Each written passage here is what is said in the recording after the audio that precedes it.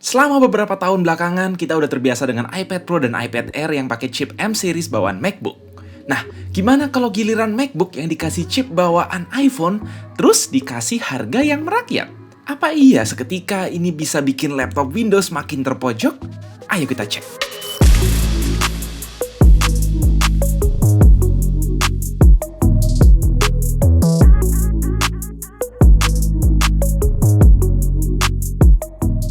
Tanpa basa-basi, sebagai user Windows yang juga sempat nyoba beberapa seri MacBook Air dan Pro, ini MacBook yang sekilas terasa sangat Apple, tapi at the same time berasa agak kurang MacBook.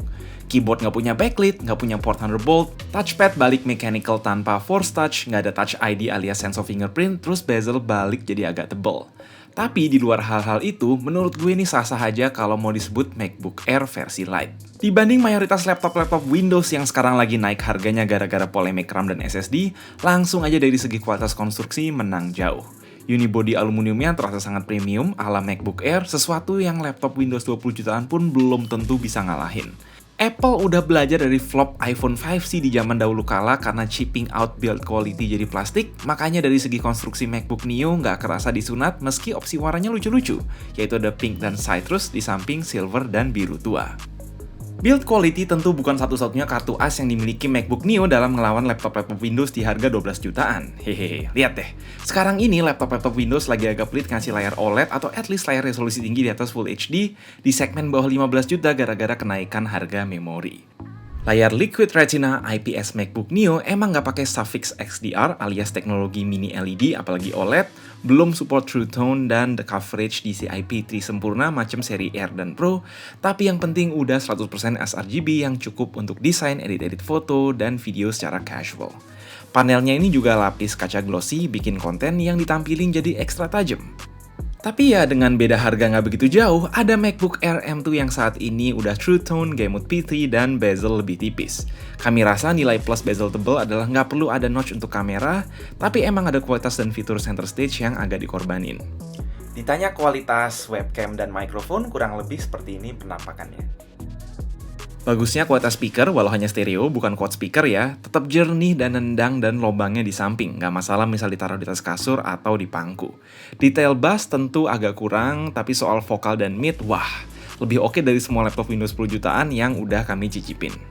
Saatnya bahas percolokan. MacBook Neo sama sekali nggak punya port MagSafe, dan kedua USB-C nggak ada yang Thunderbolt.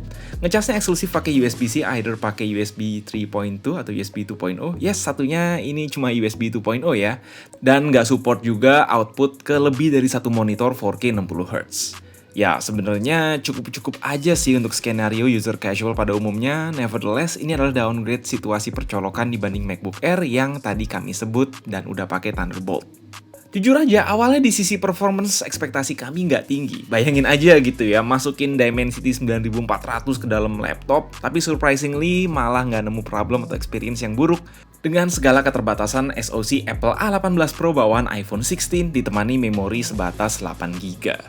Buat jalanin macOS Tahoe sambil multitasking ringan, misal browsing, dengerin video sambil buka Lightroom, no problem. Sure, nggak ada yang bakal beli laptop ini buat render 3D berat, apalagi edit video 4K gitu ya, tapi tetap kita cobain.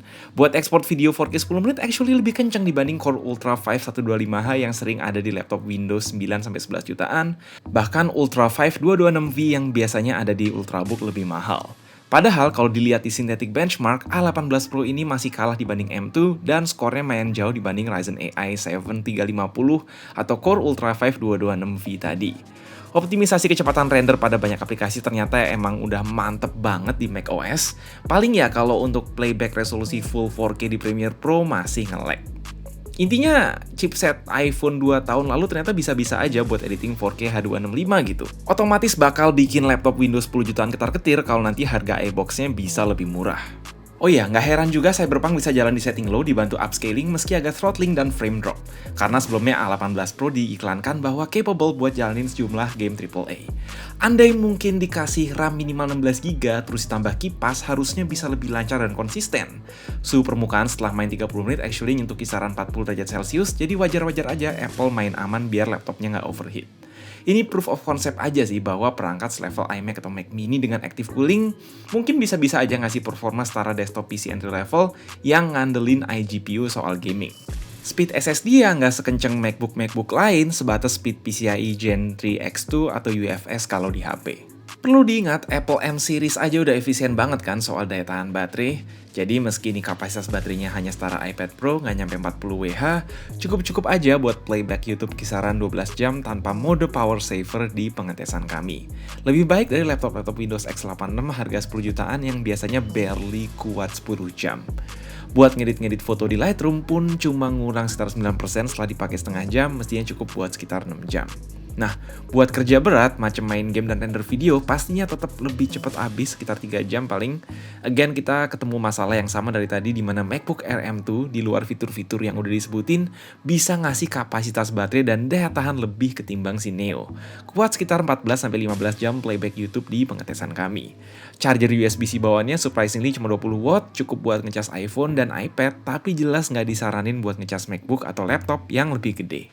Jika laptop ini nanti udah resmi iBox dikasih harga 10 jutaan yang setara 599 US dollar di kurs rupiah 17.000 rupiah per dolar, itu bisa jadi opsi budget friendly yang sangat menarik buat kaum pelajar, mahasiswa atau kantoran yang pingin ngelengkapin ekosistem Apple saat udah punya iPhone atau butuh laptop buat sehari-hari, terutama ketika di rumah udah punya PC gaming atau konsol.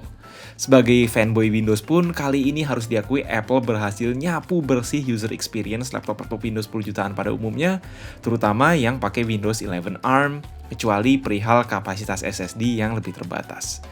Namun seperti yang udah disebut berulang kali, saat ini musuh terbesar si Neo justru sesama MacBook. Di toko studio ponsel, tempat dimana kami dapetin MacBook Neo Inter edisi Singapura ini, mereka juga nawarin MacBook Air M2 256GB yang beda harganya nggak nyampe 1 juta. Bayangin, 13 juta udah dapet MacBook Air proper dengan port Thunderbolt, MagSafe, layar lebih tajam, baterai lebih gede, dan segala fitur premium macam backlit keyboard, Touch ID, haptic trackpad, quad speaker, dan speed SSD lebih kenceng. Selama harga MacBook Neo masih 12 jutaan di Indonesia, pilihan MacBook paling bijak tetaplah MacBook Air. Disclaimer, di sini gue nggak mau bilang bahwa laptop Windows tuh jelek atau gimana ya saat ini. Tapi, saatnya Microsoft, Intel, AMD, Qualcomm, dan vendor-vendornya introspeksi bersama terutama terkait laptop yang ada di segmen 10 jutaan. Jika kalian mampu beli MacBook ataupun notebook sesuai kebutuhan masing-masing saat ini, good for you, apapun pilihannya. Menurut kalian gimana? Apakah MacBook Neo berhasil mengunjang pasar laptop mainstream dunia? Please mendang-mending di komentar. Gue Mike, sampai jumpa di next video.